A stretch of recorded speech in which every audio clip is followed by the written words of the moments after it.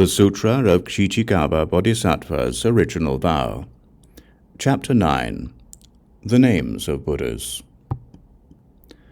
At that time, Earth-Store Bodhisattva Mahasattva said to the Buddha, "World-honored one, I want to discuss some practices that will be helpful to beings of the future and will enable them to gain great benefit throughout their lives and deaths. World-honored one, please hear my words."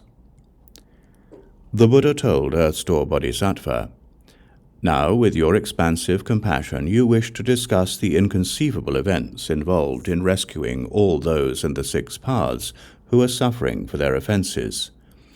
This is the right time. Speak now, since my nirvana is near, so that I may soon help you complete your vows. Then I too will have no need to be concerned about beings of the present or future." Earth-Store Bodhisattva said to the Buddha, "World-honored one, countless asamkhya eons ago, a Buddha named Boundless Body Thus Come One appeared in the world. If men or women hear this Buddha's name and have a momentary thought of respect, those people will overstep the heavy offenses involved in birth and death for 40 eons. How much more will that be the case for those who sculpt or paint this Buddha's image, or praise and make offerings to him? The merit they obtain will be limitless and unbounded. Furthermore, in the past, as many eons ago as there are grains of sand in the Ganges River, a Buddha named Dual Nature Thus Come One appeared in the world. If men or women hear this Buddha's name and instantly decide to take refuge, those people will never retreat from the unsurpassed path. Furthermore, in the past, a Buddha named Padma Supreme Thus Come One appeared in the world. If men or women hear this Buddha's name, or if the sound of the name merely passes into their ears, those people will be reborn 1,000 times in the 6 desire heavens.